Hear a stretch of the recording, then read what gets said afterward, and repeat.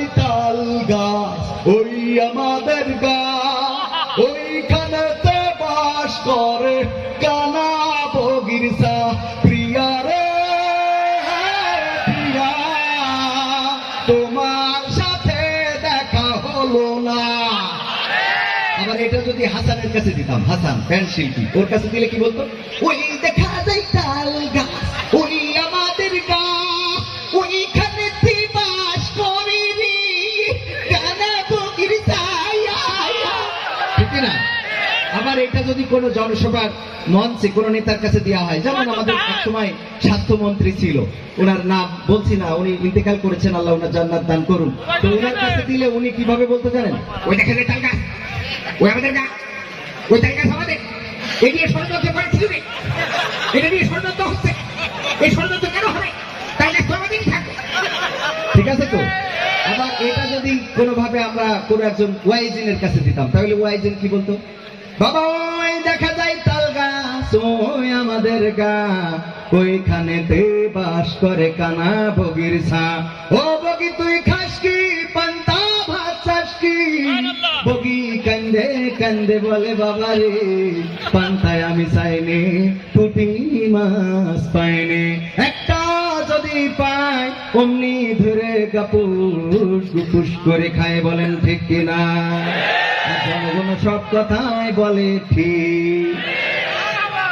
এরপরে যদি এইটা আমরা আমাদের সাধারণ সম্পাদক মুহতারামের কাছে যদি দিতাম, তাহলে উনি কিভাবে আবৃত্তি করতেন?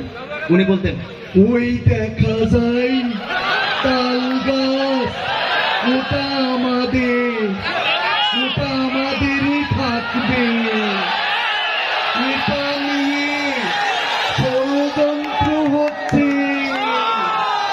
খেলা হবে, তাল গাছ আমাদের রেখে তারপরে খেলা হবে, এর আগে খেলা হবে না। ঠিক আছে তো? এরপরে যদি এটা আমরা কোনোভাবে ধরে নেন যে কার কাছে দিই, এই যে কৌতুক করে মুজিবার, কৌতুক করে মুজিবার, ওর আপনারা দেখেছেন, ওর কাছে আবৃত্তি করতে দিলে ওর যে আবৃত্তির ভাষা সেটা হতো এরকম, ওই দেখা যায় তাল গাছ ওই আমাদের গা, ওইখানেতে বাস করে কানা বগিরসা। তোর বাপের তোর চোদ্দ গোষ্ঠীর কি ওই সমুদ্রে ছাইয়ে তাল গাছ আমাকে নেতা আমার তোকে কমাতে হইল, বিচার মানি তাল গাছ আমার থাকবে, এটা হলো ডাইরেক্ট কথা। আবার এইটা যদি কোনোভাবে আর একটা জাকেরার পার্টি আছে তাদের কাছে যদি দিতেন, তাইলে ওরা আবার আবৃত্তি করতো কিভাবে? ওই দেখা যায় তাল গাছ ওই আমাদের গা, ওই ক্ষমতা পাশ করু।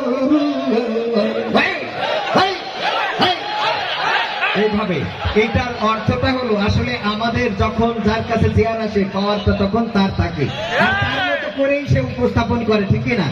তো আজকে যেহেতু চেয়ার আমাদের হাতে আছে, সুতরাং খেলা হবে। ধন্যবাদ সবাইকে, আসসালামু আলাইকুম।